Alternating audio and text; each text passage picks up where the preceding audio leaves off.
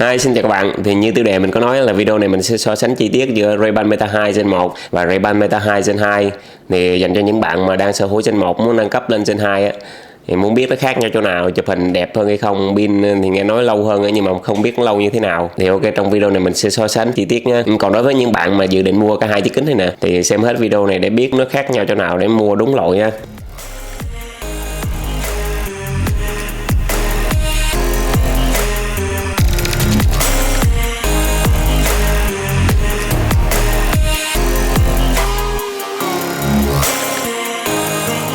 Dành cho các bạn chưa biết gì về dòng kính Ray-Ban Meta này nè, thì Meta sản xuất ra tới 2 loại lần. Năm 2023 họ sản xuất ra dòng kính gọi là Ray-Ban Meta, thì lúc đó chưa có Gen 1 Gen 2 gì á. Mới năm 2025 này nè họ sản xuất ra thêm dòng kính gọi là Ray-Ban Meta 2 Gen 2. Bây giờ mới có hai cái là Gen 1 Gen 2 để so sánh. Thì nói chung là hai cái nó giống nhau ý đúc mà không khác gì á. Nếu các bạn biết Gen 1 Gen 2 là cái gì rồi thì có thể cho qua video này nha. Ok, thì nhìn sơ qua hai chiếc kính này, cái hộp nó giống y chang nhau nè, thấy không? Thì cái cũ cái mới thôi, nhưng mà cái hộp nó giống y chang nhau thôi. Thì đây là hai chiếc kính sau khi mình lấy từ chiếc hộp ra nè. Đó, cả hai chiếc kính của mình là đều phiên bản đặc biệt, giá nó sẽ cao hơn ngoài chút. Thì đây là phiên bản kính trong suốt nè. Đó, còn này phiên bản màu xanh dương thì nói chung là giá mắc hơn phiên bản thường chút xíu thôi chứ không có mắc nhiều đâu. Nhưng mà đặc biệt đối với chiếc Gen 2 nè thì trên gọng kính á, nó có ghi chữ Meta Ray-Ban Gen 2 đó, để mình show cho các bạn xem nha. Thì trên đây nó ghi rõ là Ray-Ban Meta Wayfarer Gen 2, còn ở chiếc kính Gen 1 nè thì nó cũng ghi chữ Ray-Ban Meta Wayfarer chứ không có Gen 1 Gen 2 gì đó. Ok, thì cái đó là cái đầu tiên để nhận biết trên gọng kính. Còn cái thứ hai là khi các bạn mua hộp mới á, khi full box thì nó dễ rồi. Thì trên hộp nó ghi Gen 1 Gen 2 rõ lắm đó, nó như thế này nè. Ok, tiếp theo thì mình sẽ đi qua phần camera nha. Đó, thì các bạn nhìn hai cái kính này nè, phần thiết kế camera bên tay trái á, và cái đèn cảm biến bên tay phải giống nhau thôi. Thì cơ bản hai chiếc kính này nó giống nhau hoàn toàn, nó giống nhau tới 99% luôn, chỉ có khác nhau một vài chỗ thôi. Thì cả hai chiếc kính này nè đều được sử dụng với camera mà 12 megapixel ultra wide. Đối với chiếc Gen 2 này nè, tại vì nó mới ra và nó được nâng cấp lên từ chiếc này, nó chụp hình quay phim tới độ phân giải là 3K luôn nha. Đó, thì nãy giờ nói nhiều vậy nhưng mà đây là những hình ảnh mà chụp hình quay phim từ hai chiếc kính này nè. Đó, cái video này mình để cho độ cài đặt mặc định là 1080 nè, thì các bạn cũng thấy rõ nét là cái Gen 2 nó đẹp hơn rất nhiều so với Gen 1 về màu sắc và về độ nét.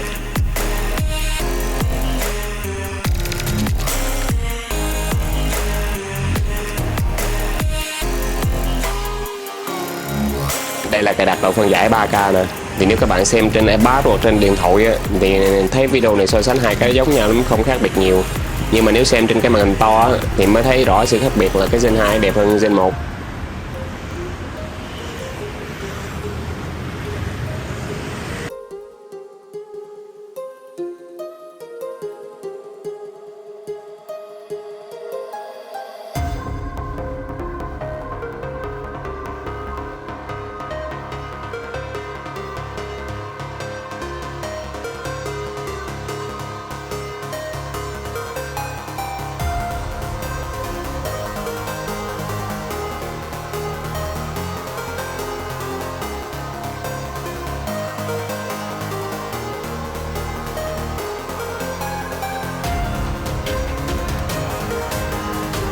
Ok, bây giờ mình sẽ qua phần pin.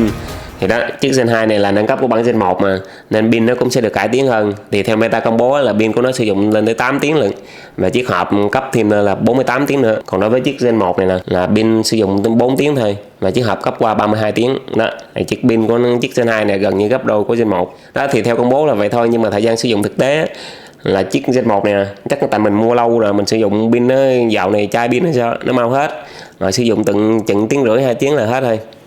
Còn chiếc Gen 2 này mới mua nè, pin sử dụng lâu lắm nha, sử dụng có thể 4-5 tiếng, 5-6 tiếng luôn đó. Cũng tùy lúc nhưng mà sử dụng lâu hơn nhiều nha. Ok, còn nói về AI á, thì cả hai chiếc kính này đều có Meta hết mà, nên sử dụng Meta AI. Và Meta AI chỉ sử dụng ở Việt Nam ở mức cơ bản thôi, không có đầy đủ tính năng như ở bên Mỹ. Đó, thì hạn chế một số tính năng như dịch ngôn ngữ nè, nhận diện vật thể, nhận diện môi trường nè. Khi các bạn hỏi nó là gì thì hai chiếc kính này nếu không trả lời được. Thì mình nhận được rất nhiều câu hỏi là anh ơi, mấy chiếc kính này có hỗ trợ tiếng Việt hay không, thì sẵn trả lời luôn là mấy chiếc kính này không có hỗ trợ tiếng Việt nha. Ray-Ban Meta chưa có hỗ trợ tiếng Việt tại Việt Nam. Ok, cuối cùng nói về giá thì giá của chiếc Gen 1 này nè đang được bán trên website Meta là giá 239 đô. Còn đối với chiếc Gen 2 là 379 đô. Đó, thì giá đó là dành cho những cái bản tiêu chuẩn. Thì đa số những cái mặt hàng kính này nè là không có cửa hàng bán chính thức tại Việt Nam. Đa số thông qua shop tay bán trên các trang mạng xã hội á, thì các bạn lựa chọn shop uy tín để mua. Nhưng mà nếu mua tại Việt Nam á, thì giá của chiếc Gen 1 này dao động từ 7 cho tới 9 triệu. Hiện tại nó đã rẻ hơn mấy tháng trước rất nhiều rồi. Thì dao động từ 7 cho tới 9 triệu là các bạn có thể full box rồi. Còn nếu các bạn mua second hand Gen 1 á, mua cái hàng xài rồi á, thì giá chỉ còn 6 triệu cho tới 7 triệu là có một chiếc ngon xài rồi. Ok, còn đối với chiếc Gen 2 này nè thì giá mà sách tay Việt Nam á, từ 12 tới 15 triệu. Thì giá đó mình nói chung chung thôi.